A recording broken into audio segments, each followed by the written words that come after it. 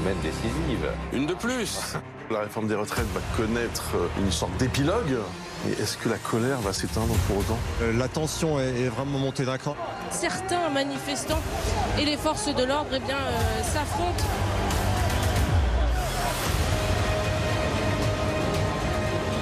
On doit revoir l'âge de cette réforme. Faut pas lâcher, c'est la 12e, donc jamais 12 sans 13. Le message, le voici, ce sont des déchets qui jonchent depuis ce matin la rue Montpensier, pile en face du Conseil constitutionnel. La décision du Conseil constitutionnel est très attendue à l'Élysée vendredi. Je souhaite que ça puisse venir clarifier toutes les questions qui se posent. Il est complètement déconnecté des besoins de la population. Beaucoup de suspense pour ces décisions qu'on attend demain maintenant. Bonsoir à tous, bienvenue dans cette émission spéciale intitulée ce soir Le moment décisif. Nous sommes à quelques heures de la décision du Conseil constitutionnel. On peut dire que tout se joue maintenant. La mobilisation contre la réforme des retraites va-t-elle s'arrêter ou au contraire se renforcer ? Bonsoir et bienvenue sur BFM TV. Ce soir, nous vous donnons la parole. Vous qui êtes assis dans ce public ce soir, vous allez pouvoir participer. Certains d'entre vous sont pour la réforme, d'autres plus nombreux sont contre cette réforme. Évidemment, vous pourrez intervenir à tout moment dans l'émission et poser des questions à nos invités. Et notamment, le premier de nos invités ce soir, c'est François Ruffin. Bonsoir François Ruffin. Bonsoir. Merci d'être là, député de la France Insoumise de la Somme. À nos côtés pour vous interviewer, Amandine Atalaya. Bonsoir, bonsoir Emmanuel Le Chiffre. Bonsoir Bruno Jeudi. Et on l'a bien dit, le public aussi pourra vous poser des questions dans un instant. La 12e journée de manifestation contre la réforme se termine et la mobilisation est en très forte baisse. On peut le dire ce soir, on regardera les chiffres dans un instant. Parmi les images de cette journée, le Conseil constitutionnel sous très haute surveillance la veille de la décision. D'ailleurs, les manifestations aux abords du Conseil sont interdites dès ce soir et jusqu'à samedi 8h du matin. On va voir cette image, ce déploiement très important des forces de l'ordre avec vous, Amandine Atalaya. Ça représente quoi ? Ça symbolise quoi ? Ça symbolise qu'il y a une grande attente des Français sur la décision de demain. Est-ce qu'il y aura une censure totale du texte ? Ce serait évidemment une grande surprise. Est-ce qu'il peut y avoir une censure partielle de ce texte et alors une promulgation très vite ? Et puis, gros suspense aussi sur le référendum d'initiative partagée. Les syndicats l'espèrent et ça donnerait, si le Conseil constitutionnel l'accordait, un deuxième souffle aux opposants à cette réforme. Autre question centrale ce soir qui va nous occuper évidemment, que va faire Emmanuel Macron ? Que peut faire le président de la République pour sortir de cette crise ? Il a enfin proposé une rencontre aux syndicats, une fois que le Conseil constitutionnel se sera prononcé. Le problème, Bruno Jeudi, c'est que les syndicats ce soir sont plutôt méfiants. Oui, les deux ont répondu. Alors d'un côté, il y a Laurent Berger de la CFDT qui dit oui, mais il faut respecter un délai de décence. Et puis il y a Sophie Binet, la nouvelle patronne de la CGT, qui répond, elle, lol. Et elle ajoute, si c'est je promulgue et après il veut qu'on le rencontre, c'est non. Alors est-ce que vous êtes team Binet ou team Berger ? Vous allez répondre dans un instant, François Ruffin. C'est la question jeudi. Et nous allons d'abord sur le terrain, puisqu'en effet, oui, c'est la question du jeudi de Bruno Jeudi. On va sur le terrain, puisqu'on va regarder maintenant comment se termine cette 12e journée de mobilisation avec notre équipe sur place. Bonsoir Clémence Dibou. On a un moment décisif. Il y a eu cette 12e journée de mobilisation. Demain, 131 actions sont prévues partout en France. Que se passe-t-il place de la Bastille ? Est-ce qu'il y a encore des manifestants ? Oui Aurélie, et c'est vrai que ça s'est concentré sur la place de la Bastille parce que c'était l'arrivée des deux cortèges de syndicalistes et en ce moment, eh bien, il reste encore quelques manifestants qui sont encerclés par les forces de l'ordre qui essayent de les déloger pour terminer cette manifestation. Des manifestants plutôt jeunes qui ont commencé un sitting, qui se sont assis par terre et qui sont devant la place, devant l'Opéra de la Bastille. C'est ce qui reste de la manifestation de cet après-midi qui prenait toute la place de la Bastille. On va aller faire un tour justement pour voir ce qu'il en était. Alors il y a quelques tags, juste sous la colonne de la Bastille. Il y a eu quelques dégradations ici et là. Vous le voyez, il y a encore beaucoup de cars de CRS qui sont toujours ici sur place. Il y a évidemment la circulation qui a repris. Et le point de tension aujourd'hui, c'était autour de la Banque de France que vous avez percevé là-bas. Il y a beaucoup de casseurs qui ont essayé de prendre pour cible la Banque de France. Il y a eu des jets de peinture. Quelques tensions avec les forces de l'ordre.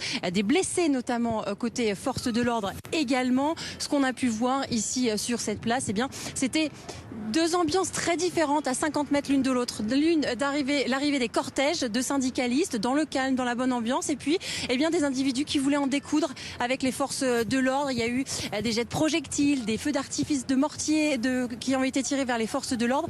Les forces de l'ordre qui ont répliqué avec beaucoup de gaz lacrymogène, de grenades de désencerclement. Ce soir, le calme est revenu. Voilà ce qu'on pouvait dire pour cette 12e journée de mobilisation ici à Paris. Clémence Dibou sur les images de Camille Martin pour BFM TV. On a ces images, François Ruffin, ce soir. On a eu encore aujourd'hui des images de violence, mais des images de manifestations globalement aujourd'hui, avec moins de monde.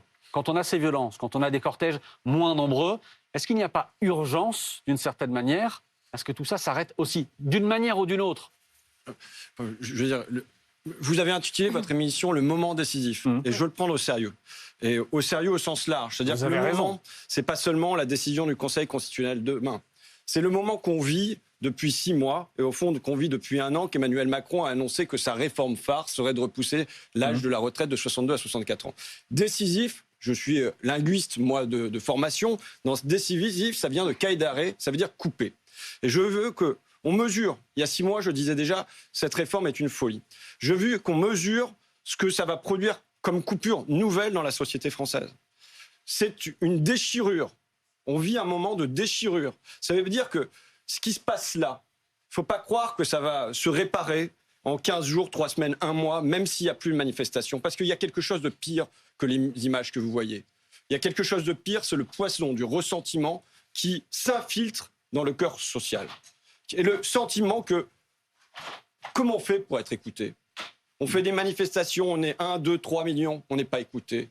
On a des syndicats qui sont unis, ils ne sont pas écoutés. Enfin voilà. On a des Mais votre crainte derrière, c'est quoi alors? Votre crainte, c'est quoi derrière? Ma crainte derrière, c'est qu'on insinue encore toujours davantage, on instille dans le corps social le poison du ressentiment. On produit une nouvelle déchirure. Pour moi, c'est pas la première.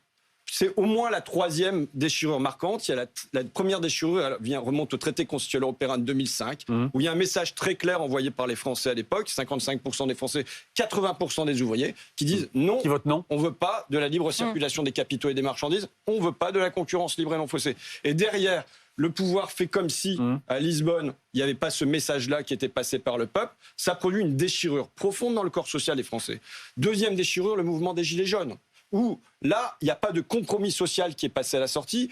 Emmanuel Macron fait le blabla du gros débat. Il peut croire s'en être sorti. Mais en n'écoutant pas ce que disent les Français à ce moment-là, en passant pas de compromis avec les Français, eh bien, à nouveau, on instille dans le corps social le poison du ressentiment. Et là, je ne sais pas ce que va décider le Conseil constitutionnel. Je pense que ça va faire l'objet d'une petite discussion entre nous. Évidemment. Mais derrière, même si on a l'impression que ça s'éteint, on verra bien. C'est pas ce que je souhaite, parce que je pense que quand on met le couvercle sur la marmite, c'est encore pire parce que ça... Mais vous voyez qu'il y a ce risque-là pour le mouvement. Ça fait 3 semaines que ça baisse en réalité. C'est possible, on verra. Mais le mouvement n'a pas dit son dernier mot. C'est un mouvement qui est surprenant. Il va y avoir les manifestations du 1er mai. Mais je vous dis, il y a pire que ça. C'est le poison du ressentiment que ça instille dans le corps social. Vous dites qu'il y a 3 déchirures. Vous les avez listées ce soir. Elles accouchent de quoi? Quelle est la suite? Est-ce que vous dites que vous aussi, on est dans une crise de régime, comme le dit Jean-Luc Mélenchon? Et ensuite, il se passe quoi? Là, on est dans une crise démocratique profonde. Quand c'est le sentiment de ne plus être représenté, de ne plus être écouté. Quand Emmanuel Macron dit à ses ministres « il faut parler au pays », mais déjà, il faudrait l'écouter, le pays. Il faudrait le comprendre, le pays, avant de dire « allons lui parler ». Donc là, il y a une coupure qui est pour moi pas seulement avec Emmanuel Macron, mais qui devient une coupure beaucoup plus générale. En vous écoutant, on a l'impression que la réforme des retraites en elle-même, elle est presque devenue secondaire par rapport à toutes les fractures provoquées par la méthode. C'est-à-dire que vous dites c'est une déchirure, mais la réalité c'est que cette réforme des retraites, il y en a eu plusieurs avant, c'est pas la plus violente, elle n'était pas d'une ampleur absolument considérable. Et moi, ce que je comprends dans ce que vous dites, c'est que c'est un problème plutôt de méthode qu'un problème de fond. C'était une réforme paramétrique, c'était pas une grande réforme des retraites. Je pense que cette réforme porte une injustice profonde. Mais puisque vous ne prenez pas par ce bout-là, je ne vais pas le prendre non plus par ce bout-là. Je pense que le moment où elle advient est terrible. Elle advient quand? Elle advient après 2 années de crise Covid et où on a dit aux premières ou aux deuxièmes lignes je rappelle cette phrase d'Emmanuel Macron, puisqu'il disait lui-même, il faudra se rappeler que notre pays tout entier repose aujourd'hui sur ces femmes et ces hommes que nos économies reconnaissent et rémunèrent si mal. Les auxiliaires de vie, les caristes, les camionneurs, qui ont continué à faire leur boulot. À la sortie de ça, qu'est-ce qu'il y a comme reconnaissance? Qu'est-ce qu'il y a comme rémunération? Il y a l'inflation qui vient gréver leur salaire et il y a, en plus, on va vous mettre 2 ans de plus, alors qu'ils vivent des conditions de travail déjà très, très difficiles. Bon, comme si ça ne suffisait pas. Après la crise Covid, vous avez la guerre en Ukraine. Vous avez les prix qui augmentent plus vite que les salaires. Vous avez les factures d'énergie. On se demande comment on les payer, comment on va faire son plein dans la voiture. Et j'ajoute quand même une crise démocratique. Quel est le message qui sort de la dernière élection, à la fois présidentielle et législative? C'est quand même une France qui est fracturée. Mais François Ruffin, le pouvoir va vous dire, ça n'est jamais le bon moment. Il y a toujours 1000 raisons pour ne pas faire de réforme, y compris la réforme des retraites. Non, mais je pense que, je vous le redis, les fractures qu'il y avait l'année dernière, je vous dis, ce moment d'usure, de fatigue des Français, et qui fait que même des gens qui ne sont pas du tout de gauche, qui ne sont pas du tout de notre camp, qui se disent, mais vraiment, c'est pas le moment de faire ça. Donc c'est une évidence. Monsieur Ruffin, le président avait déjà renoncé à sa réforme des retraites précédente, justement parce qu'il avait estimé que c'était pas le moment, juste après les confinements multiples que nous avons vécus entre 2020 et 2021. Donc une première fois, il vous a suivi sur ce point-là. Il faut bien qu'à un moment, en plus, il a annoncé la réforme. Vous dites crise démocratique.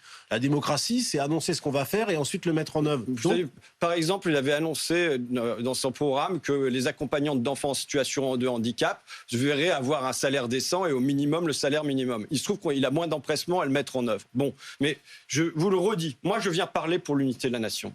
Je viens parler pour un pays et une démocratie pour laquelle je suis inquiet. Je viens parler pour une injustice que je ressens vis-à-vis des professions que j'ai énoncées. Mais de manière plus générale, je viens parler pour mon pays. Et je viens vous dire le gros souci que j'ai quand, dans un moment de fracture comme celui-là, dans un moment où apparaissent 3 blocs clairs dans la société française et aussi dans l'hémicycle, avec un bloc central libéral qui s'effrite et là qui s'effondre, avec un bloc d'extrême droite et avec un bloc de gauche. Dans ce temps de fracture-là, prenant conscience de ça, que doit faire le président de la République? Il doit chercher à rassembler. Il doit chercher à apaiser. Et s'il ne le fait pas, il se passe quoi? Mais s'il ne le fait pas, il se passe à la fois que ça produit, je le dis, de la colère puissante dans le cœur des gens, certains qui vont l'exprimer, et parfois pas de la meilleure des manières, et d'autres qui vont avoir le poison du ressentiment. Et moi, je sais... Et ce poison du ressentiment dont vous parlez depuis le début de l'émission, vous pensez qu'il va mener à quoi? Politiquement, il peut mener au pire dans notre pays. Et c'est quoi le pire? Il peut mener manifestement à Marine Le Pen. Maintenant, je viens de le dire ça sans fatalisme. Moi, je ne suis pas là pour commenter seulement. Je suis là pour associer le pessimisme de la lucidité à l'optimisme de la volonté. Et dire qu'il n'y a pas de fatalité à ça. On voit la pente glissante sur laquelle on se trouve. Il y a une pente dépressive. Il faut réussir, ce que aurait dû faire notre président de la République, à mettre de l'enthousiasme là-dedans. Soulever le pays d'enthousiasme. Et je dis, dans ce moment-là, on s'est un peu moqué de moi quand j'ai dit ça. Mais pour moi, il aurait dû parler au pays avec tendresse. Les gens, ils avaient besoin d'amour. Ils avaient besoin qu'on les aime, qu'on les reconnaisse. Ils n'aiment pas les Français? Mais non, là, en tout cas, la manière dont ils se comportent à leur égard, c'est avec une position de surplomb effrayante, avec une distance immense. Quand vous voyez comment les forces de police qu'il y a devant le Conseil constitutionnel, et il appelle ça le cheminement démocratique, il est manifestement en marche, quoi. Il y a quand même une immense distance avec, aujourd'hui, les Français. Il y a toujours eu cette distance. François Ruffin, pourquoi vous citez spontanément Marine Le Pen comme celle qui pourrait en profiter, par exemple, plutôt que la gauche? Pourquoi la colère, le ressentiment, ce besoin de tendresse, ça mènerait à Marine Le Pen, forcément? Il n'y a pas de fatalité. Pourquoi vous n'en bénéficiez pas? Je le redis, il n'y a pas de fatalité. Et moi, je viens sur ce plateau ce soir et je vais partout pour lutter contre cette pente-là. Je suis convaincu que la pente du ressentiment, de la colère individuelle, gardée dans son coin, qui pourrit dans le cœur, ça mène pas au meilleur. Donc nous, on a une alchimie à opérer qui est la transformation de la colère en une espérance. Et je veux dire, la crise de 1929, elle a conduit dans le monde à la fois au New Deal aux États-Unis, elle a conduit au nazisme en Allemagne, elle a conduit au Front populaire en France. Donc je viens dire, il n'y a pas de fatalité à ça. Mais pardon, ce sont des mots, ce sont vos mots ce soir. Comment est-ce que concrètement vous transformez précisément le poison dont on parlait en espoir? Concrètement, par exemple, il faut poser ce que nous on veut. Il faut poser ce que nous on veut. Par exemple, moi, qu'est-ce que je dis? Je dis que, en principe, si nous étions au pouvoir, si nous étions prêts, si nous étions à l'Élysée, dès cet été, on fait des vacances avec plus de bonheur pour les Français. Pourquoi? Et ça veut dire quoi? Oui, c'est quoi? Je vais vous le dire, ce que ça veut dire. Ça veut dire. Dès qu'on parle de vacances, on est curieux. Ça veut dire que là, aujourd'hui, les Français, la première chose dont ils se privent, quand je les interroge, le sentiment de déclassement, il passe d'abord par les vacances. On voit que ça se passe aussi par l'alimentation. Bon, mais ça passe aussi beaucoup par moi. Mon père était ouvrier, il n'y avait qu'un seul salaire dans ma famille, et pourtant, on partait en vacances. Maintenant, moi, il y a 2 salaires à la maison, c'est pas moi, hein, c'est un chef de ligne dans l'industrie agroalimentaire qui me raconte ça. Il y a 2 salaires à la maison, et pourtant, je peux pas emmener mes enfants en vacances. Donc ça pose des questions de déclassement. Je pense qu'on doit réinventer, par exemple, un projet pour les vacances dans cette société. Je veux dire, l'évidence, c'est quoi? L'évidence, c'est de dire péage gratuit. Bon, les autoroutes se sont assez gavées. L'évidence, c'est de dire on va mettre le train illimité à 10 €. Et l'évidence, c'est de dire, voyez, il y a des problèmes, on manque de serveurs, par exemple, dans les restaurants du Sud. Qu'est-ce qu'il faut faire? Il y a des étudiants qui sont en galère. Eh ben, on construit le fait qu'on va mener les étudiants. Est-ce que l'évidence, c'est pas d'abord de s'attaquer aux vraies préoccupations quotidiennes des Français plutôt que de les envoyer en vacances? Est-ce que vous aurez le courage, est-ce que vous auriez le courage, par exemple, ce qui n'est pas fait dans ce pays depuis 40 ans, de s'attaquer au problème du logement, qui est en fait un des problèmes essentiels, puisque beaucoup de cette hypersensibilité sur la question du pouvoir d'achat vient de la place du logement prise dans le budget des Français. Alors, je suis pleinement d'accord avec vous, monsieur Chypre. Bon, maintenant, je vous dis ce qu'on peut faire en 3 mois. Vous voyez les lumières qu'on peut ramener une fois qu'ils seront rentrés de vacances, les Français, voyez, maintenant, vous savez, ils retrouveront leurs problèmes. Il y a un problème central dans ce pays, c'est quand même la question des salaires. Je veux dire, moi, je viens pour dire une chose simple. Les Français doivent pouvoir vivre de leur salaire, de leur travail présent, le salaire, le travail passé, la retraite. Il faut poser ça comme principe. Dans un temps où on a une inflation qui est à 6%, à 16% sur les produits agroalimentaires, la base de tout, c'est se dire on indexe les salaires sur l'inflation. On fait que les salaires suivent l'inflation, parce que sinon, c'est pas possible pour les gens. Et là, Emmanuel, vous ne dites rien, parce que c'est souvent... on vous contredit souvent quand vous proposez d'indexer les salaires sur l'inflation, parce que ça a déjà eu lieu, ça n'a pas marché. Est-ce que ça peut créer encore plus d'inflation? La réalité, c'est que déjà, tous les salaires minimums sont de fait indexés sur l'inflation, et que dans les boîtes où vous allez, puisque vous allez souvent sur le terrain, vous voyez bien que, objectivement, les discussions entre les syndicats et les patrons se passent pas si mal. C'est-à-dire que vous avez en moyenne 4 à 5% d'augmentation de salaire en 2022, vous en aurez autant en 2023. Je dis pas que c'est bien, je dis pas que c'est assez, mais je veux dire, dans les entreprises, ça discute quand même. On est à 3% d'augmentation en moyenne pour une inflation à 6%. On a des prix qui augmentent 2 fois plus vite que les salaires. Maintenant, je vous rejoins sur la question du logement. Je veux dire, si on regarde ce qui a évolué dans la part du budget des ménages, le plus terriblement dans la durée, c'est la part des logements qui gagne, et c'est la part de l'alimentaire qui baisse. Donc il y a à se demander comment on fait, mais ça va pas se faire en 3 mois. C'est-à-dire qu'il y a des thèmes comme ça qu'il faut sortir du marché. Il y a des thèmes qui peuvent pleinement appartenir au marché, et il y a des questions sur lesquelles on doit avoir un marché qui est régulé, un marché qui est encadré, et on espère que ça soit la loi de la concurrence immobilière qui fasse qu'on ait une création de logements, et une création de logements ciblée pour ceux qui en ont besoin, à commencer par les logements vacants, tous azimuts. Alors, avec le Airbnb, avec la multiplication des résidences secondaires dans des zones où ça prime sur les résidences principales, c'est quand même des vraies questions aujourd'hui. François Ruffin, on est curieux de vous entendre dans un instant dialoguer avec les Français, les spectateurs qui sont ici, des vacances et des retraites évidemment. Je reviens au moment décisif qu'on vit. Demain à 17h40, ce sera en direct évidemment sur BFM TV, édition spéciale présentée par Aurélie Casse ici présente. Je le dis pour vous. Oui, décision du Conseil constitutionnel. Est-ce que tout se joue demain? Non. Pour moi, ça se joue dans la durée. Et puis, je ne pense pas qu'on puisse laisser le sort d'une réforme comme celle-là entre les mains de 9 sages. C'est pas vrai. Donc, il y a là une déclaration juridique. Est-ce que c'est constitutionnel? Est-ce que c'est pas constitutionnel? Ça n'enlève rien au fait que ça puisse être illégitime quand des millions de Français se sont multipliés dans la durée. Si elle est validée, sauf que le président doit la promulguer dans les 15 jours. D'accord, mais lui, il fera ça, peut-être, mais ce n'est pas le dernier mot. Derrière, il va continuer à y avoir des luttes, il y aura peut-être un référendum, et il y aura d'autres élections qui peuvent... C'est une porte de sortie, le référendum? En tout cas, c'est pas une porte de sortie, c'est au Conseil constitutionnel de décider ça. Mais mais si le Conseil constitutionnel valide. En tout cas, moi, je suis très preneur. Je suis très preneur du fait qu'on aille chercher 5 millions de signatures, et à vrai dire... Pourquoi il y en a un deuxième, François Ruffin? On apprend aujourd'hui que la gauche a déposé un deuxième référendum d'initiative partagée. Le Conseil constitutionnel, d'ailleurs, ce soir, dit qu'il l'a reçu. Voilà. Jusqu'ici, tout va bien ou pas? Pourquoi le premier n'allait pas?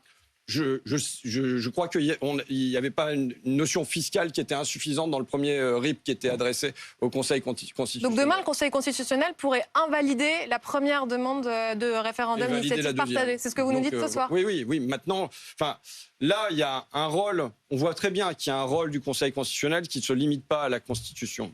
C'est-à-dire qu'il y a, est-ce que dans le pays, quelle corde de rappel il va y avoir pour dire à un homme qui est quand même très seul là-haut. Je veux dire, quand ils en sont à dire au Conseil d'orientation des retraites, c'est vous qui faites du mauvais travail, ça va, stop, quoi. Avec qui ils ne sont pas fâchés à la fin. Il est même fâché, on les voit côte à côte là, mais ils se tournent le dos en même temps sur l'image que vous d'Elisabeth Borne et d'Emmanuel Macron. La Première ministre. Je veux dire, donc un homme seul qui décide là-haut contre un pays presque tout entier.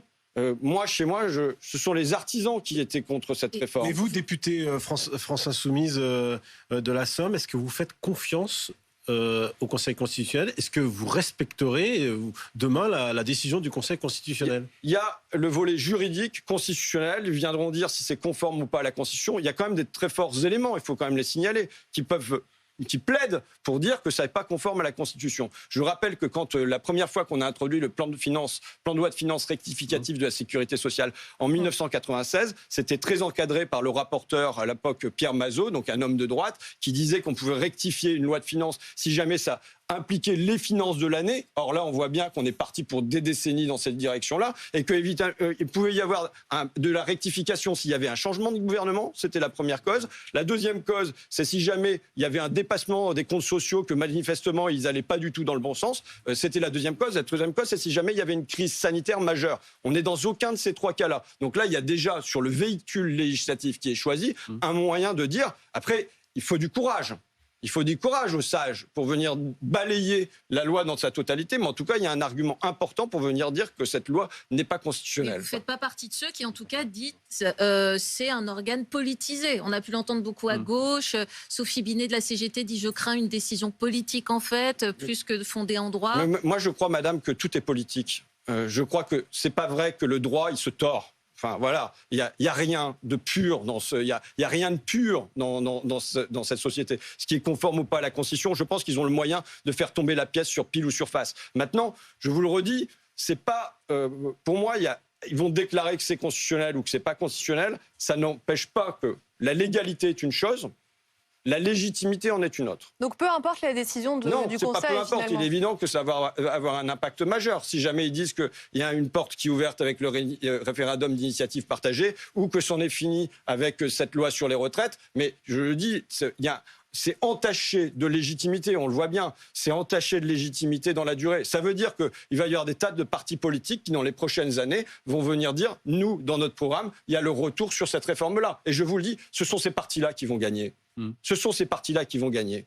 Voilà, aujourd'hui... Pardon, mais vous le direz aussi. Bien sûr qu'on le dira. Bien sûr que nous le dirons. Et je pense que ça fera partie des choses qui vont être un marqueur important pour les Français. Qu'est-ce qui se passe dans la durée sur le plan politique ? Il se passe un effondrement, un effritement du bloc libéral central. La question, c'est les particules qui décrochent aujourd'hui de ce bloc libéral central, où est-ce qu'elles vont ? Est-ce qu'elles basculent à l'extrême droite dans un programme autoritaire, ou est-ce qu'elle bascule à gauche dans un programme progressiste? La bataille, elle est là. La bataille, elle est là. Il y a une image qu'on voulait vous montrer ce soir. On l'a évoqué tout à l'heure avec Amandine, vous l'avez évoqué rapidement. C'est ce Conseil constitutionnel protégé tout à l'heure par des rangs de CRS ou de gendarmes mobiles. Cette image-là, qu'est-ce qu'elle raconte pour vous du moment décisif que nous vivons? Je ne sais pas si bientôt ils vont envoyer les casques bleus de l'ONU en France, quoi. Qu'est-ce que ça dit d'une démocratie qui doit déployer cette force-là devant le Conseil constitutionnel? Ça monte un grand état de tension, la société. Et moi, je ne viens pas m'en réjouir. Moi, je viens demander qu'on retrouve le chemin de l'apaisement. Mais les moyens de l'apaisement, ils sont entre les mains du pouvoir. Ça peut vouloir dire, pardon, aussi qu'en face, il y a de la violence. Mais je dis qu'il y a une tension qui est évidente aujourd'hui dans le pays. Donc, c'est comment on sort de cette tension-là? Comment on apaise le pays? Quel message je veux dire, le message le plus simple qui aurait été envoyé par le président de la République, c'était de dire, voilà, j'abandonne cette réforme et je passe à autre chose. On voit là, il y a un rapport sur les 1000 premiers jours qui vient de paraître, sur les crèches, vous savez, où il y a de la maltraitance dans les crèches. Il y avait une enquête, notre équipe aussi a enquêté on aurait dû avoir un programme sur comment on fait au début de la vie et à la fin de la vie. Vous savez, moi, j'avais proposé tout un projet sur les métiers du lien au fil de l'existence, sur donc les assistantes maternelles au début, les accompagnantes d'enfants en situation de handicap, les auxiliaires de vie sociale. Enfin, comment ça se fait que dans tous ces métiers-là, les ATSEM et ainsi de suite, il y a les femmes, parce que ce sont des femmes qui massivement exercent ces métiers, comment ça se fait qu'elles sont maltraitées? Comment se fait qu'elles sont maltraitées sur le terrain des salaires et sur le terrain des horaires? Et je pense que ça, c'était par exemple un fil pour réparer le pays. Pour réparer le pays politiquement avec des classes populaires qui travaillent, mais qui se voient méprisées dans leur travail. Et pour réparer le pays mais aussi... Mais en attendant, il y a un bras de fer. Il y a ce bras de fer qui va continuer. On comprend bien quand on vous entend. Mais combien de temps les Français vont pouvoir continuer à faire grève et à manifester? Laurent Berger lui-même dit on ne pourra pas encore tenir 6 mois. Je ne suis pas responsable syndical. Si vous voulez recevoir Sophie Binet ou Laurent Berger, vous le ferez. Vous voyez, moi, je ne suis pas responsable syndical. En revanche, ma responsabilité est de dire à tout mouvement social, qu'il soit vainqueur ou vaincu, il faut offrir un débouché politique. Mai 68, c'est mai 81. Décembre 95, c'est la gauche plurielle 1997. 2010, les grèves contre les retraites sous Sarkozy, ça débouche sur 2012 Hollande. Ça ne veut pas dire que je plébiscite tous les débouchés politiques qu'il y a pu y avoir. Mais nous devons maintenant construire un débouché politique qui fait que, naturellement, je pense à ces centaines de personnes qui se sont manifestées à Friville-Escarbotin. Vous voyez, il faut dire ce qui s'est passé de puissant dans ce mouvement. Donc la suite ne se joue pas dans la rue, c'est ce que vous dites. Le prochain agenda sera politique, ce sera la prochaine présidentielle. Moi, je ne déconnecte jamais la rue et les urnes. Donc il y a un lien entre la rue et les urnes. Maintenant, je ne suis pas maître de la rue. Ce sont les syndicats qui ont la main là-dessus. Mais en revanche, je dis, nous devons construire un chemin d'espérance qui fait que les 300-400 personnes qui se sont réunies à Friville-Escarbotin, mais à Albert, à Péronne, enfin dans des bleds où d'habitude il n'y a pas grand-chose qui bouge, mais c'est partout. Partout en France, ça a bougé de cette manière-là. Ils se disent, non seulement je retrouve le chemin de la gauche, mais en plus, je vais porter ce programme-là dans mon coin. François Ruffin, vous nous avez dit à plusieurs reprises que vous étiez inquiet du climat dans le pays. Est-ce que vous, pas vous, mais collectivement, votre groupe politique n'avait pas contribué à cette hystérisation à la fois de ce qui s'est passé à l'Assemblée et accentuer la tension dans le pays? Je crois que c'est vraiment pas comprendre ce qui se passe dans le pays, Monsieur Jeudi. Ça ne veut pas dire que tout ce qui a été fait à l'Assemblée nationale est parfait. Vous connaissez le discours critique que je peux avoir vis-à-vis de ce qu'on fait. Mais en revanche, c'est pas comprendre ce qui se passe. Je veux dire que les gens, ils n'ont pas été le nez sur l'Assemblée nationale pour se dire « Ah, il faut qu'on s'énerve ». C'est pas vrai. C'est pas du tout ça qui s'est passé. Je veux dire, mesurer la colère des gens quand ils sont en situation d'usure dans une boîte, j'ai en tête les gens de chez Mersenne, par exemple, dans mon coin, chez moi, qui se disent « mais bon sang, on fait des gestes répétitifs pour la journée ». Ils me décrivent leur travail. Vous savez, je fais décrire les postures dans lesquelles ils se trouvent. Tout ça, c'est pas compris dans le compte de pénibilité. On a des copains qui se font virer avant 60 ans pour inaptitude et on leur propose aucun remplacement dans l'entreprise. Et pourtant, à l'arrivée, on va nous dire qu'il faut aller jusqu'à 64 ans. Mais là, vous parlez des Français.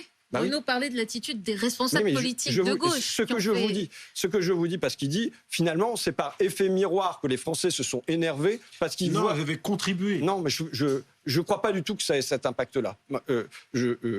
Ça veut pas dire que je suis heureux de tout ce qui s'est passé, d'accord ? Oui, non, mais vous l'avez dit plusieurs fois. En revanche, je vous dis, faut pas croire que c'est par mimétisme des responsables politiques. Aujourd'hui même, je veux dire, on est en deçà de la colère éprouvée dans leur cœur par les Français qui travaillent dans des conditions, je dis, la France qui se lève tôt, qui va au boulot, qui a mal au dos. Voilà. Et cette France-là, aujourd'hui, elle se sent méprisée, elle se sent humiliée, elle se sent écrasée.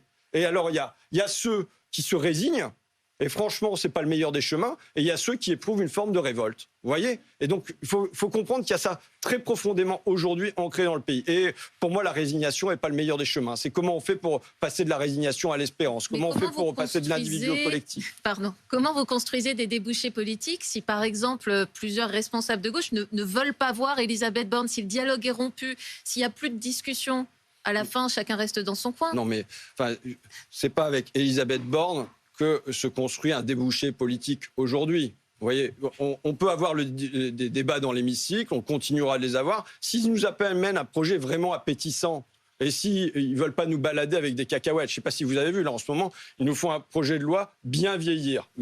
L'enseigne lumineuse sur la devanture, elle est très jolie. Derrière, Tout le monde dit qu'il n'y a rien dedans, y compris la rapporteure En Marche dit qu'il n'y a rien à l'intérieur de ça. Et pourtant, il nous faudrait un vrai projet de loi grand âge, à la fois pour les personnes âgées, dont on a vu à travers le scandale Orpea comment elles pouvaient être maltraitées, mais il nous faut aussi un projet de loi grand âge pour tous les salariés de ces secteurs-là. Moi, tous les salariés des auxiliaires de vie sociale qui passent au domicile, qui demandent à simplement avoir des horaires, pas de 8h du matin à 8h du soir, avec des journées à trous, et à la fin avec des salaires de miettes. Voilà. Et là, il n'y a rien de proposé. Croyez-moi que pendant les 5 années que j'ai passées dans le mandat précédent, chaque fois qu'il y a eu quelque chose que je trouvais positif pour les Français, je le prenais. Mais maintenant, il s'agit de passer à quelque chose d'ambitieux. Mais justement, François Ruffin, il y a une fenêtre qui est en train de se refermer et dont vous aviez profité, c'était l'argent pas cher, les taux d'intérêt nuls, la dette publique qu'on pouvait augmenter pendant le Covid, etc. Parce que derrière, il y avait un financement particulier. Là, c'est terminé, les taux d'intérêt ont remonté, etc. Et donc, est-ce que vous pensez qu'on est toujours dans ce même monde d'argent facile qui était celui du programme de Jean-Luc Mélenchon et qui le rendait presque crédible à la limite? Est-ce que vous pensez qu'on a encore les moyens de dépenser largement quand le FMI dit la France est le seul pays qui ne tient pas ses finances publiques finalement? Moi, je veux être sérieux sur les finances publiques. Et je veux être sérieux, par exemple, sur le déficit commercial de la France.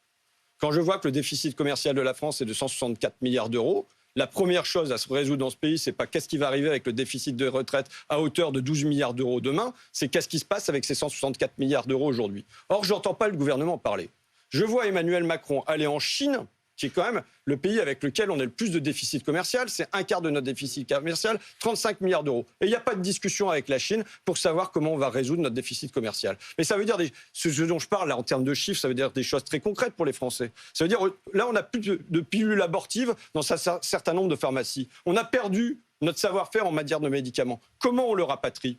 La semaine dernière, j'étais dans une usine qui s'appelle Eurolysine, sur la zone industrielle d'Amiens, qui est fabriquée la totalité d'une molécule, la lysine, un acide aminé qui sert pour nourrir les volailles, mais qui sert aussi dans la pharmacie, qui avait 100% du marché européen.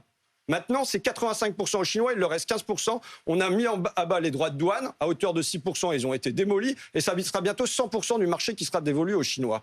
Donc la question, je veux la prendre au sérieux, monsieur Le Chypre, la question que vous posez. Mais la première question à se poser, c'est celle du déficit commercial. Le deuxième point, c'est sur l'énergie, sur le déficit commercial. Comment on fait pour plus avoir une facture d'énergie à cette hauteur-là? La 80 milliards d'euros de déficit commercial sur l'énergie. La première chose à faire, ça fait 5 ans que je le dis, moi, en commission des affaires économiques, investissons sur la rénovation thermique des bâtiments. Pourquoi ? Parce que ça va être gagnant, gagnant, gagnant, gagnant. Ça va être gagnant sur les factures des gens, ça va être gagnant sur l'emploi local, ça va être gagnant pour la planète, ça va être gagnant sur la santé, parce que si on a des ménages avec des personnes avec de l'humidité, ça nuit à la santé des gens, et ça va être gagnant sur l'indépendance nationale. Donc faisons ça pour gagner sur le plan du déficit commercial. Vous savez, au rythme où on va, sur les et ensuite, il faut qu'on vienne en retraite au dialogue avec les Français. Au rythme où on va sur les passoires thermiques, là, on en a pour 2000 ans à éliminer les passoires thermiques. Et pourtant, pourquoi vous n'êtes pas plus ambitieux? Manuel Le Chypre, on vous dit qu'il y a un dialogue avec les Français. Non, moi, incroyable. Ce que je veux, je l'ai déjà dit. Ce que je veux, c'est Roosevelt 1942. C'est comment on fait pour... donc qui entre en guerre aux États-Unis en se demandant comment je fais pour mettre les capitaux, la main-d'œuvre, les savoir-faire, l'intelligence du pays au service d'une cause qui est l'économie de guerre. Aujourd'hui, on devrait faire la même chose, mettre les intelligences, les savoir-faire, les capitaux, l'énergie au service d'une cause, c'est l'économie de guerre climatique. Je veux qu'on se dirige ensemble là-dessus. Et vous savez, c'est lié aux retraites pour moi tout ça. Alors on y vient. Oui, mais on y vient aux retraites. Il faut qu'on y retourne. Je vous dis pourquoi c'est lié aux retraites. Parce que moi, ce qui me navre le plus là-dedans, c'est le gâchis. L'immense gâchis. On devrait être en train de se demander comment on fait pour remettre sur pied l'école. On a un hôpital en lambeaux, comment on fait pour le remettre sur pied? On a un rail qui déraille, comment on fait pour le remettre sur pied? On va avoir des sécheresses à affronter, comment on fait? Et on devrait se retrousser les manches ensemble, côte à côte, pour faire ça. Et à la place, on a mis les brandons de la discorde dans le pays, on a créé la désunion et de la division. C'est pas le chemin qu'il nous faut. François il faut revenir Ruffin, sur un bon chemin. Il faut que vous dialoguiez avec les Français qui sont dans ce studio ce soir. J'y vais, Aurélie Casse. Je vais retrouver ceux qui sont avec nous ce soir. Je vais aller me faufiler dans le public. Je ne sais pas qui veut poser la première question à François Ruffin parmi ceux qui sont autour de moi ce soir. Non, pardon, c'est pas très... je suis obligé de vous pousser, je suis désolé. Qui veut poser la première question? Stéphanie, est-ce que vous voulez poser la première question à François Ruffin? Je vous présente rapidement. Vous avez 2 instituts de beauté. Vous êtes clairement pour la réforme des retraites. Je peux dire ça comme ça. Quelle question vous avez envie de poser ce soir à François Ruffin après l'avoir entendu pendant cette première demi-heure? Alors, je vais revenir à des fondamentaux très basiques. En tant que commerçante, je parle pour les commerçants, les artisans, notamment parisiens, enfin dans les grandes villes. On souffre beaucoup de toutes ces manifestations, ces grèves. Ça perturbe beaucoup le commerce. Alors, j'aurais une question à vous poser. Rien que là-dessus. Peut-être que François Ruffin peut vous répondre là-dessus. Sur le fait, François Ruffin, qu'après 3 mois de manifestations, 3 mois de manifestations qui ont parfois été rudes et qui ont effectivement encore perturbé, notamment le commerce, un certain nombre de secteurs économiques, est-ce qu'il n'est pas temps, je ne sais pas ce que vous en pensez, Stéphanie, mais est-ce qu'il n'est pas temps aussi que ça s'arrête pour l'économie du pays? Il n'y a pas de doute, et j'aurais préféré que ça ne démarre pas. J'aurais préféré que les gens, ils n'aient pas faire 1, 2, 3, 4, 5, 6, 7, 8, 9, 10, 11, 12 manifestations pour être entendus. Voilà. J'aurais préféré, parce que vous dites souffrir, madame, et je le comprends parfaitement.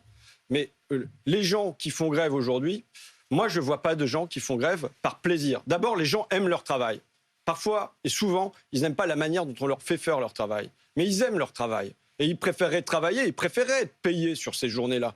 Je connais personne qui a perdu 12 journées de salaire avec la joie et la bonne humeur. Donc là, aujourd'hui, en effet, moi, je souhaite qu'on sorte de cette ornière, qu'on sorte de cette impasse. Mais je le dis, c'est le président qui a la main sur l'apaisement de ça. Madame, j'entends que vous êtes pour cette réforme. Je veux juste vous demander si vous êtes pour cette réforme dans ce tempo-ci, c'est-à-dire est-ce que vous dites... de ce que vous percevez de votre entourage et tout ça, est-ce que vous vous dites, après 2 années de crise Covid, après ce que les Français ont traversé, c'était le moment de faire ça ou pas?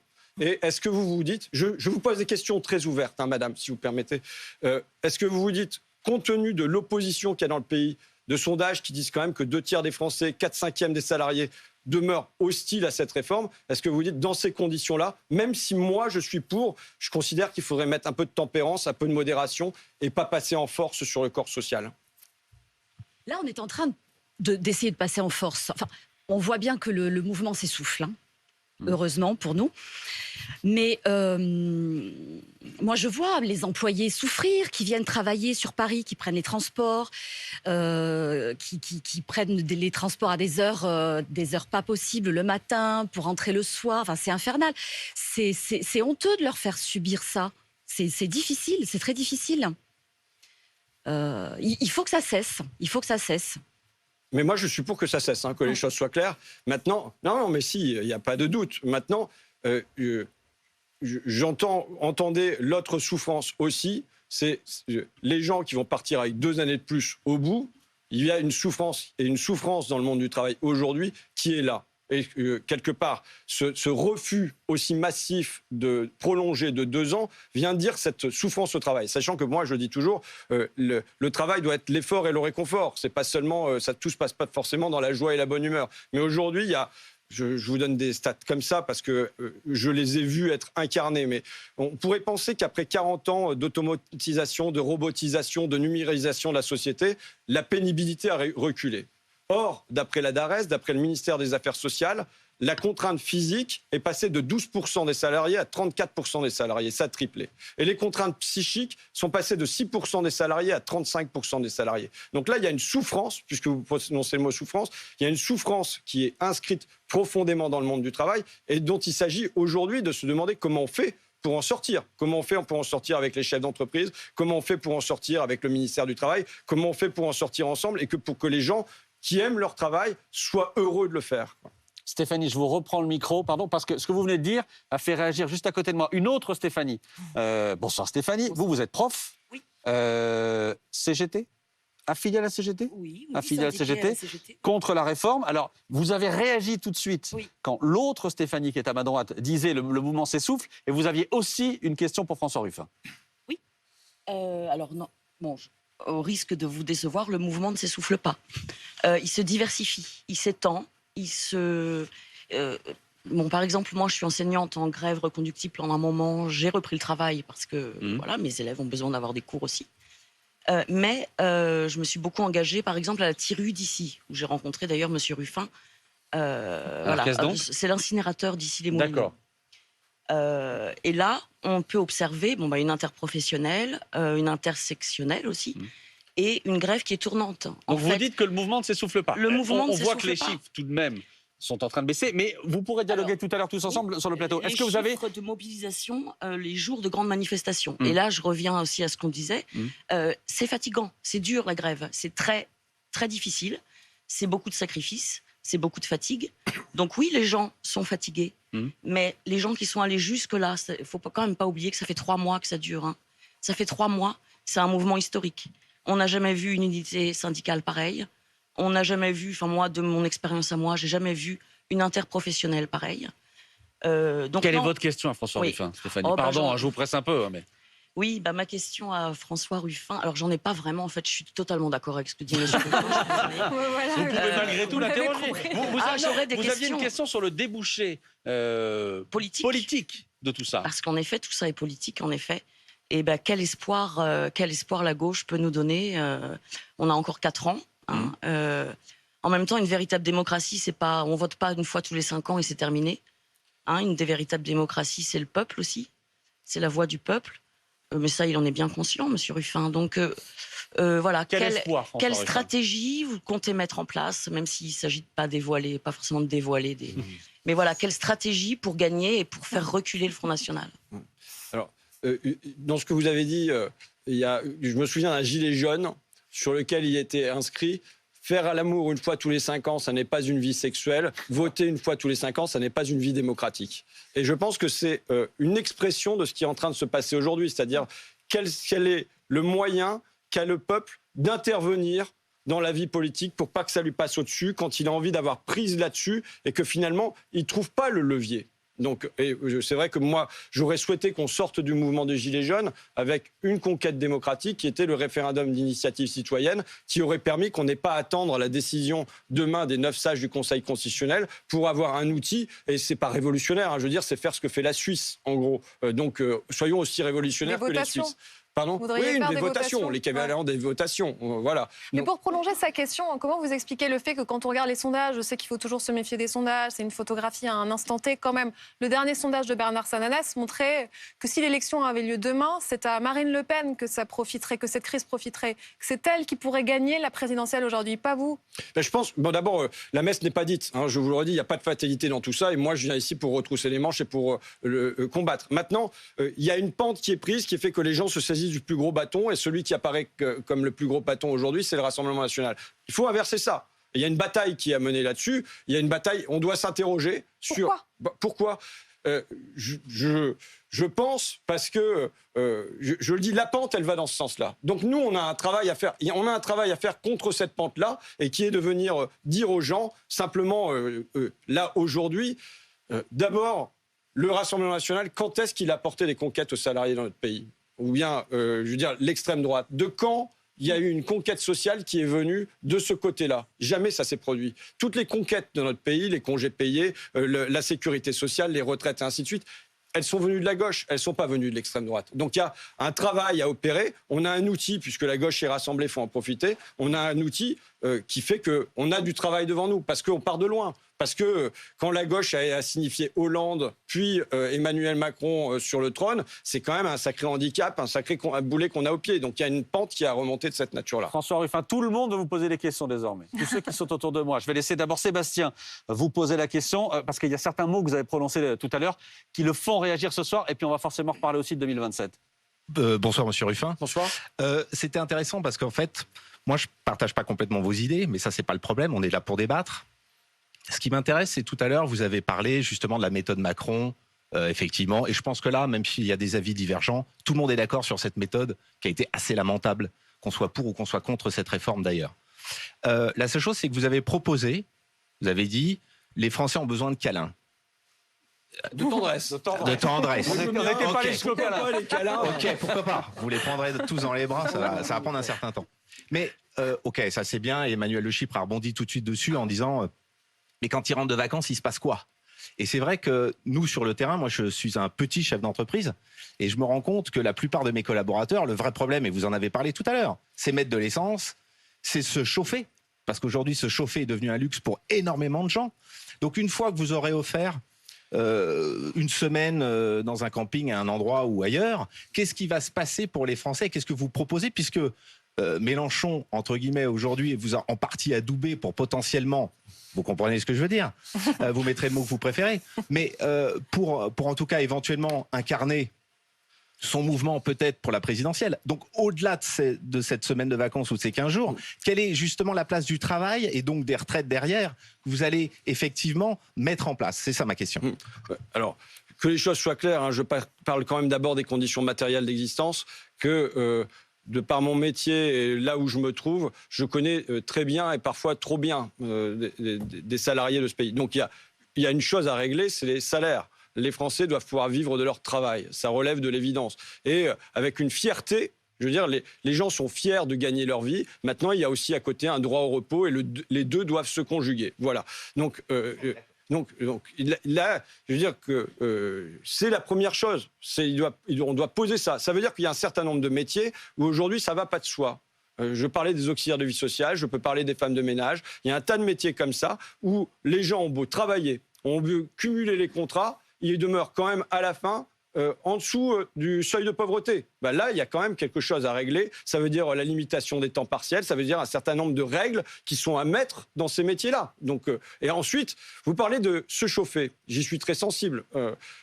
Les factures d'électricité aujourd'hui, c'est absolument une aberration. C'est une aberration. Qu'est-ce qui se passe? Alors que le coût du kilowattheure sorti des centrales nucléaires, il n'a pas augmenté, lui. Hein. Mais on est d'accord.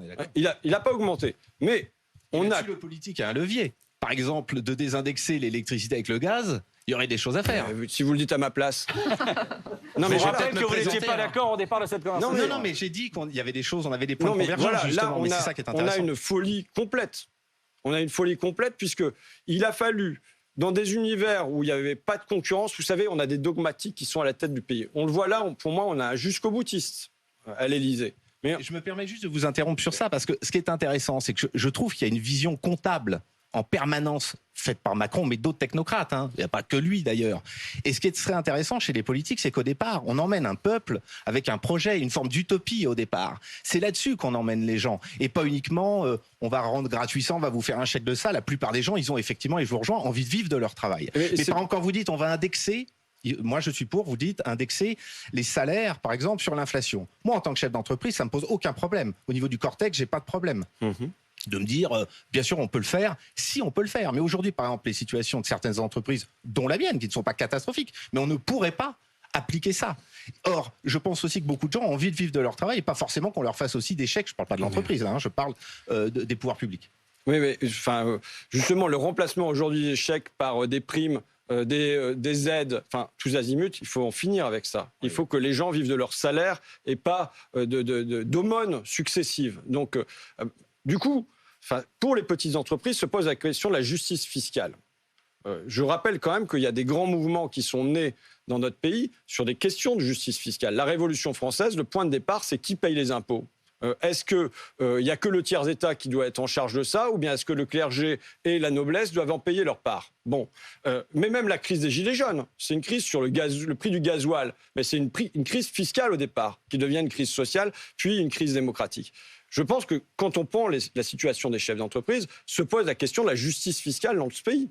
Parce que comment ça se fait que les TPE, PME sont taxés à hauteur de 24%, que les entreprises du CAC 40, en moyenne, elles vont être à 4%, et qu'on a Total qui va réussir à payer 0% d'impôt sur les sociétés? C'est l'optimisation fiscale qu'une petite entreprise, effectivement, c'est impossible pour elle de toute manière de la faire, quand bien même elle souhaiterait le faire. Et ce qui est vrai pour les entreprises avec les petits payent gros et les gros payent petits, est vrai aussi au niveau des individus.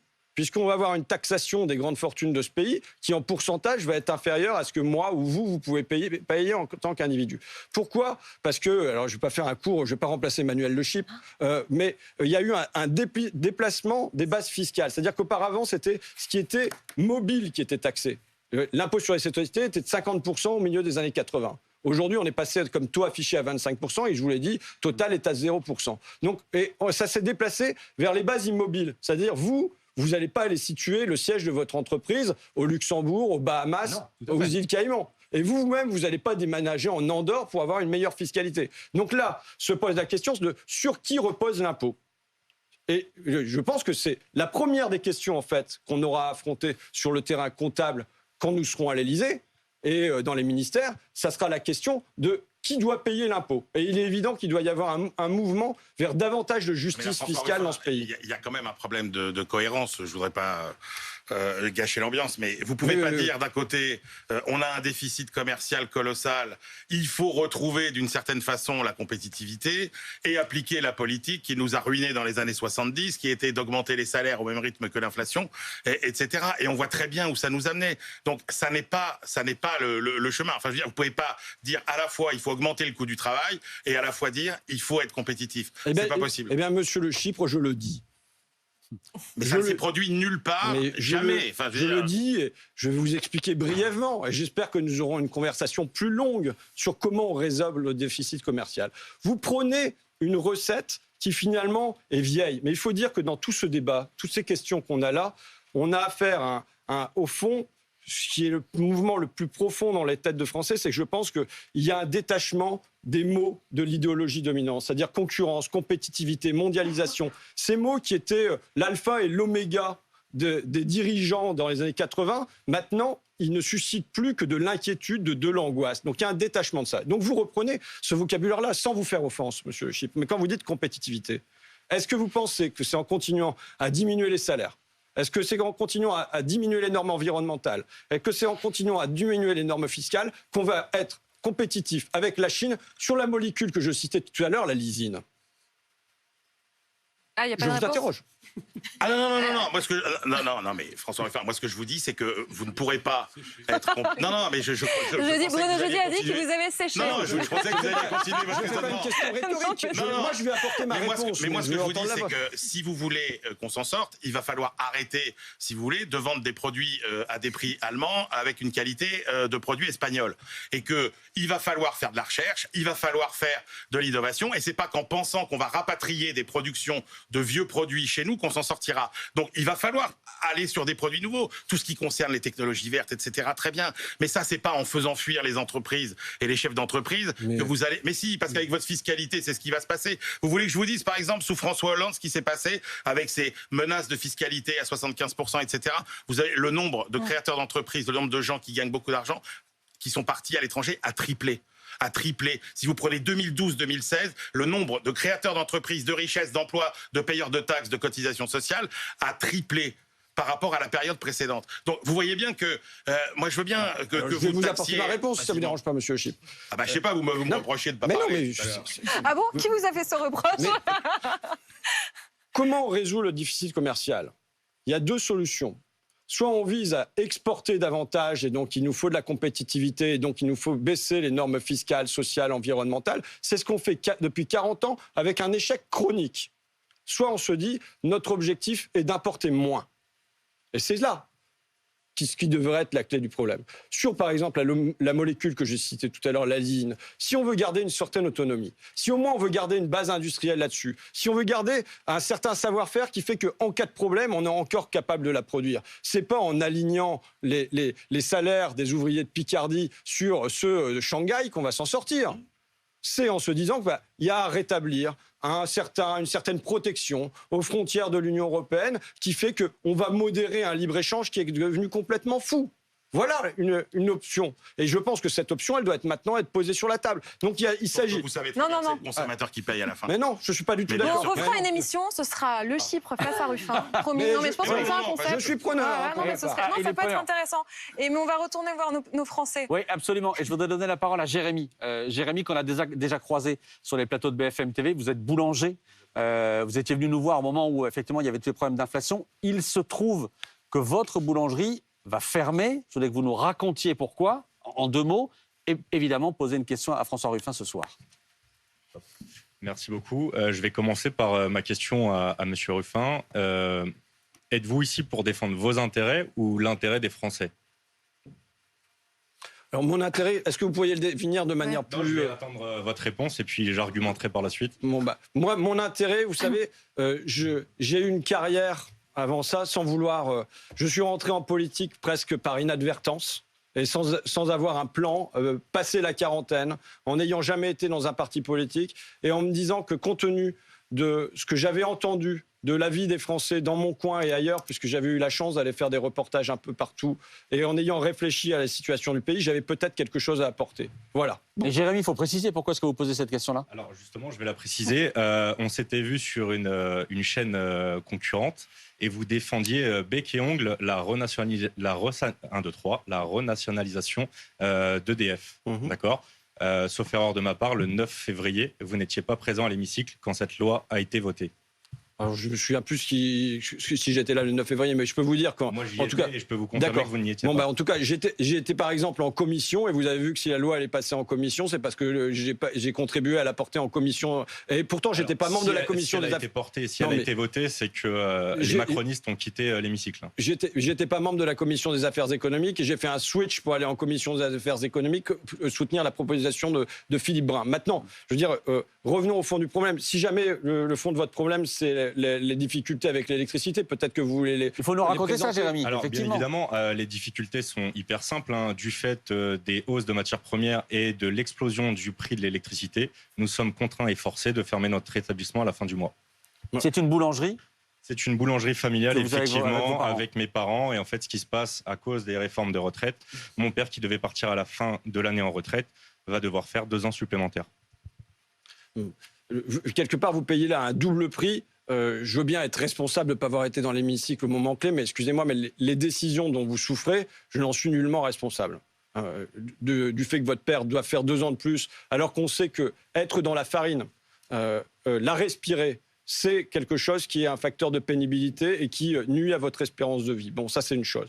Et la deuxième chose, c'est on a déjà eu un échange à ce sujet, mais là, ce qu'il nous faut d'urgence. Et alors là, regardez l'unanimité qu'il y a dans le pays. Et pourtant, ça ne se fait pas. C'est quand même incroyable parce qu'il y a les artisans qui sont touchés par cette explosion des prix de l'électricité. Mais il faut voir que moi, je vais chez les sous-traitants de l'industrie automobile. Leur facture passe de 70 000 euros par mois à 700 000 euros par mois. Une multiplication par 10. On a le président du MEDEF, M. Geoffroy Roux de Bézieux, qui n'est pas un gauchiste, qui dit voilà, c'est une folie, ces prix de l'électricité. On a les maires qui ne peuvent plus chauffer leur piscine, qui ont des grands problèmes eux aussi sur l'électricité, qui viennent dire ça ne va plus du tout.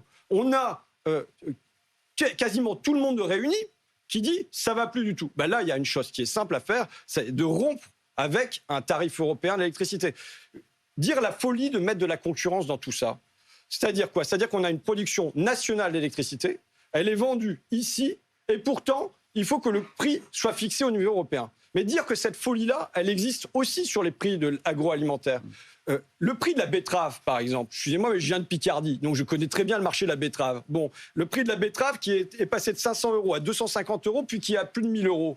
Ça n'a aucun sens pour transformer dans les sucreries localement, pour transformer la lysine est fabriquée avec de la betterave. Ça n'a aucun sens, c'est un produit qui est fabriqué localement, qui est vendu localement, et pourtant c'est à la bourse de Chicago que devrait être fixé le prix de la betterave. Il est évident que là, il y a une décorrélation à faire, et que la betterave, le blé, un certain nombre de matières premières ne doivent pas être traitées comme juste des marchandises financières, mais bien comme des biens de première nécessité. François Ruffin. Là, il y a une réponse qui est de l'ordre, si on rompt avec un certain dogmatisme. Il faut voir tout ce qu'il y a comme dogmatisme aujourd'hui dans la société. Je pense profondément que nous sommes le camp du pragmatisme.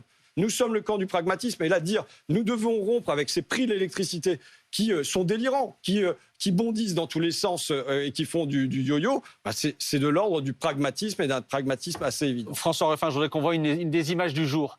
En marge des manifestations, il y a eu quelques centaines de manifestants qui se sont invités, on va dire ça comme ça, chez LVMH, au siège d'LVMH. C'était en milieu de journée, et alors, surtout, on a appris ce soir, juste avant de démarrer l'émission, que Jackie, qui est à côté de moi, Jackie, vous y étiez. Vous étiez là, chez LVMH. Alors, est-ce que vous nous expliquez ce que vous avez vécu, pourquoi vous y êtes allé, pourquoi ce symbole-là, et quelle est votre question ce soir à François Ruffin? Alors oui, effectivement, donc j'étais parmi les manifestants. Moi, je suis rentré à peine 2 minutes dans LVMH parce que j'ai un problème ophtalmique. Donc, comme il y avait des fumigènes, c'était pas pour vous. C'était pas pour moi. Donc, le symbole, c'était effectivement le fait que l'année dernière, LVMH a fait 16 milliards de bénéfices.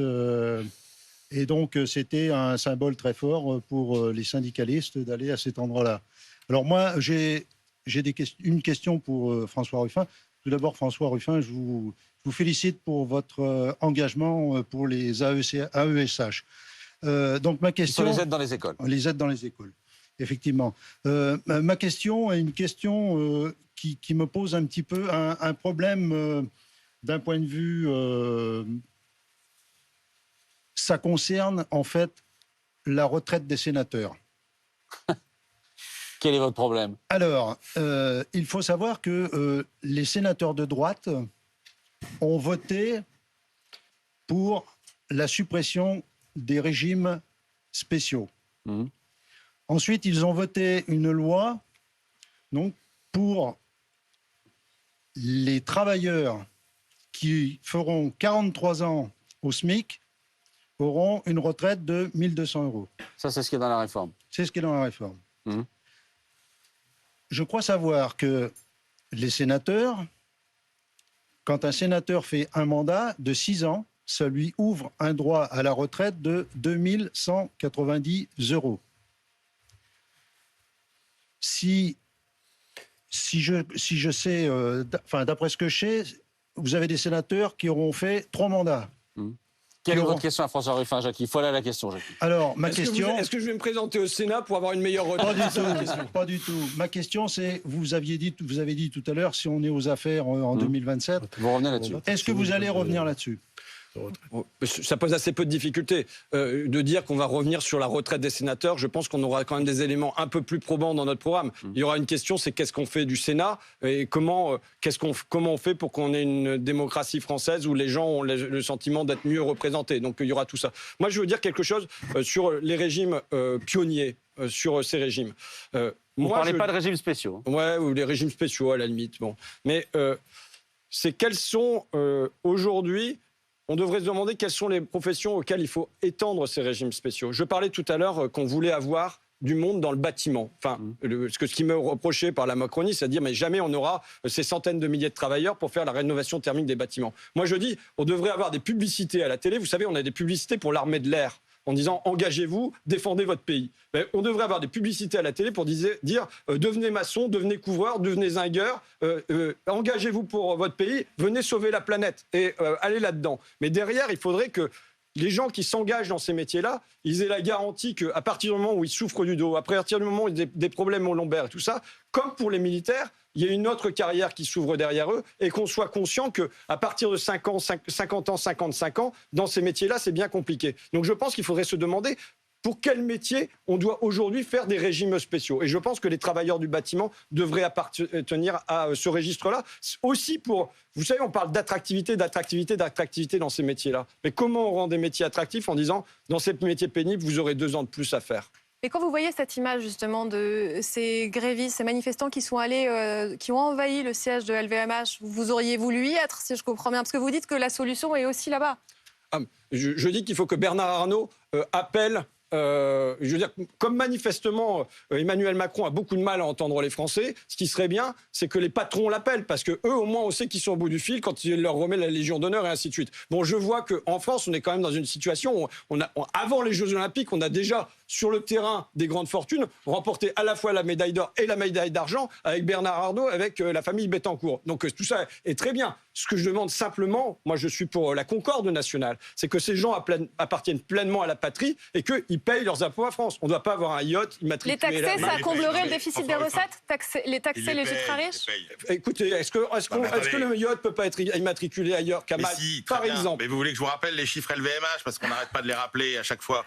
C'est 4,5 milliards de prélèvements obligatoires, c'est les cotisations sociales, c'est le premier employeur de France. Attendez, c'est... LVMH, c'est l'entreprise qui emploie chaque année, qui crée le plus d'emplois en France. 15 000 chaque année. Vous savez combien ça gagne un employé chez LVMH? Ça gagne presque 2 fois ce que gagne un employé ailleurs. Alors, j'en ai marre d'égrener tous ces chiffres, comme si j'étais le DIRCOM de LVMH. Mais je veux dire, vous ne pouvez pas critiquer une boîte qui apporte autant à l'économie française. Alors, franchement... Moi, vous savez, j'ai fait vœu d'essayer de me désarnautiser et de ne pas parler de Bernard Arnault toutes les 30 secondes. Mais, monsieur Le Chypre, quand vous parlez de LVMH, ne parlez pas d'LVMH, parlez de tous les sous-traitants. parce que la réalité de LVMH, c'est qu'il y a peu de salariés directement de LVMH, mais qu'il y en a énormément dans la sous-traitance. Donc c'est là qu'on peut aller ensemble rencontrer les salariés, et c'est pas le paradis sur Terre, c'est des petits salaires. Bien qu'on soit dans le luxe, on se paye pas les sacs de luxe. Bon, voilà. Mais je le dis encore une fois, avec la volonté que notre pays soit tiré vers le haut, y compris par Bernard Arnault